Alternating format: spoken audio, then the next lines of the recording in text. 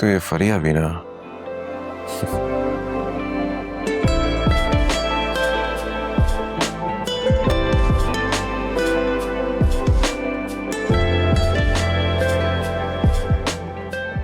आलिया की 6 miss calls. तुम्हारे gift और फ्लावर्स तुम यहीं घर पे भूल गए थे, तो मैंने ड्राइवर के हाथ तुम्हारे घर भिजवा दिए हैं। फरिया ने क्या वॉइस रिकॉर्ड भेजा? अब क्या बोल रही है? तुम्हारे गिफ्ट और फ्लावर्स तुम यहीं घर पे भूल गए थे, तो मैंने ड्राइवर के हाथ तुम्हारे घर भिजवा दिए हैं।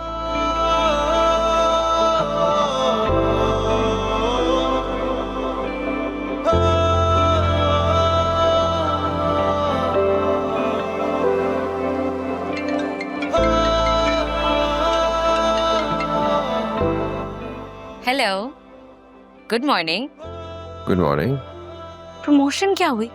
तुमने तो ऑफिस से ऑफ ही कर लिया। क्या अभी से एटीट्यूड आ गया है? जस्ट शट अप फरिया।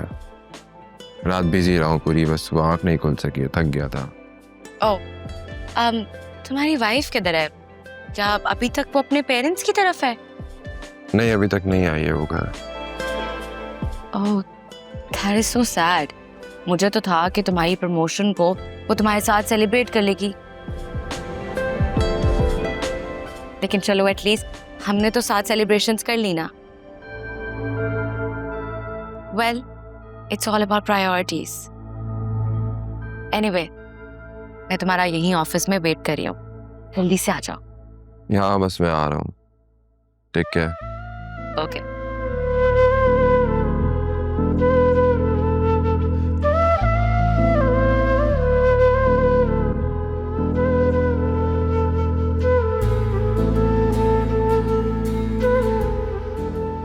वासे, जी मम्मी। मैंने सुनैरा को निकाह के लिए राजी कर दिया। अच्छा ये तो बहुत अच्छी बात है। तुम एक काम करना, आज अपनी दादी को साथ लेकर शान के घर चले जाना और सारे मामलात तय कर लेना।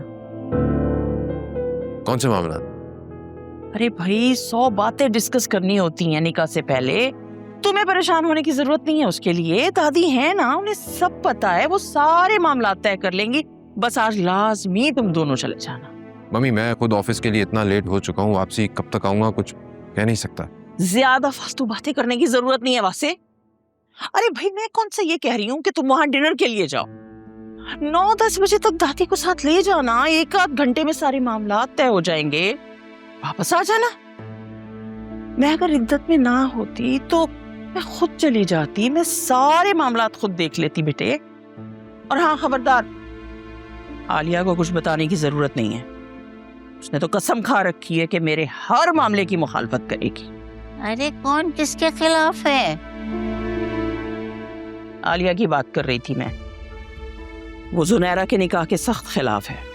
वो निकाह के खिलाफ नहीं है, वो सच छुपाने के खिलाफ है। और उसकी बात से मैं भी पूरी तरह से मुत्तफिक हूँ, क्योंकि जितना मियाँ बीवी का रिश्ता मजबूत होता है ना, उतना ही कमज़ोर भी होता है। कई बरसों के बाद भी अगर कोई बात पता चल जाए तो शौहर के दिल में खुटका आ जाता है। और मेरी मिसाल ले लो तुम। अरे मेरे तायाज़ाद भाई के साथ मेरी बात चली थी थोड़ी सी, और फिर ख़त्म भी हो गई।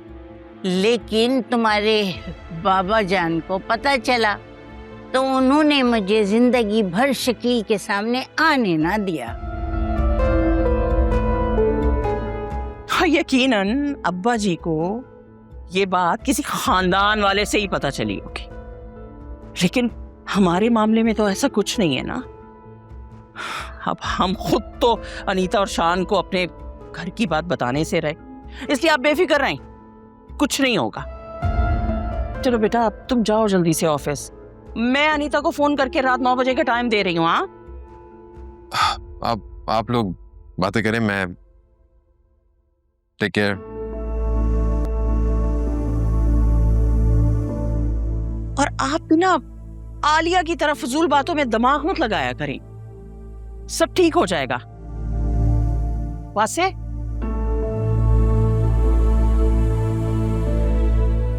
वासे, जी मम्मी। वो तुमसे पूछना था कि आज सुबह में जो फूल आए थे वो फरिया ने भिजवाए थे ना? आपको कैसे पता? क्योंकि मुझे याद है वो हमेशा यही वाले फूल भेजा करती थी तुम्हें। जी मम्मी, वो एक्चुअली प्रमोशन हुई है ना ऑफिस में मेरी, तो बस इसलिए उसने भेजे थे। आलिया को प्लीज मत बताइएगा। अरे तुम मेरे इतने अच्छे और फर्माबरदार बच्चे हो, मैं भला क्यों बताऊंगी तुम्हारी बीवी को ये बात? फिक्र मत करो, आलिया के घर लौटने से पहले ही ये फूल हटवा दूंगी। बस आज घर जरा जल्दी आ जाना, तुमने और दादी ने जुनैरा के ससुराल भी जाना है शाम में। जी जी बिल्कुल, मैं कोशिश करूंगा जल्दी आ जाऊं, थोड़ा सा काम भी ज्यादा ऑफिस में। आप ख्याल रखें, ठीक है? और हाँ, ख्याल से।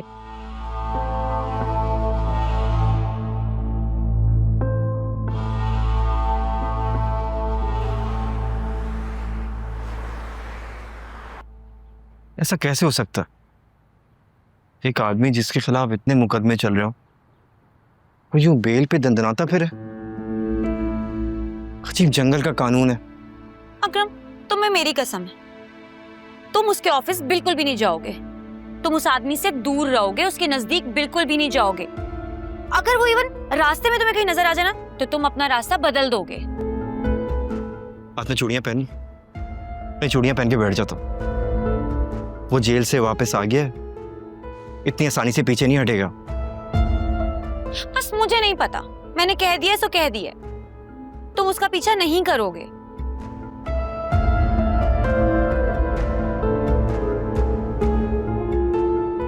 इतना प्यार करती हो मुझसे इससे भी ज्यादा। कि प्यार दुनिया का सबसे ताकतवर जज्बा होता है, आपको हर मुश्किल से लड़ना सिखा देता है। बाबा को लगता है कि शादी मसले का हल है, जबकि ऐसा बिल्कुल भी नहीं है। अकरम, तुम अच्छी तरह जानते हो सुल्तान को, क्योंकि इस बार उसने अना की जंग बना ली है। वो आसानी से पीछे नहीं छोड़ेगा हमारा। हाँ, मगर फिजा, हमारी शादी से तुम्हारे घर वालों की टेंशन काफी हद तक दूर हो जाएगी। देखो, हमने टेंशन कम नहीं करनी है, बल्कि टेंशन खत्म कर देनी है। मुझे तो लाली की टेंशन सता रही है। तुम्हें पता है, वो इस केस की अहम गवाह है। खुदा ना करे सुल्तान ने उसके साथ कुछ उल्टा सीधा कर दिया हो तो। मुझे बताओ, वो खबीस आदमी तुमसे कांटेक्ट तो नहीं कर रहा? मुझे अननोन नंबर से कॉल्स आ रही थी, पर मैंने रिसीव नहीं की। मैंने तो अपना नंबर ही ऑफ कर दिया। मेरे पास एक पुरानी सिम पड़ी है, मैं सोच रही हूँ मैं वो ऑन कर लूं। ठीक है तुमने, मैं कल ही मम्मी से हमारी शादी की बात करता हूँ। ये काम जितनी जल्दी हो जाए उतना अच्छा है। नहीं अकरम, शादी मसले का हल नहीं है। तुम्हें क्यों समझ में नहीं आ रही ये बात? तुम्हारे पास कोई और ऑप्शन है फिजा? कुछ नहीं है, मुझे नहीं समझ में आ रही। तो चलो इस टॉपिक पे दोबारा बात करते हैं कभी। मैं लेट हो रहा हूँ, मैं चलता हूँ। क्या? ना ख्याल रखना। हाफिज।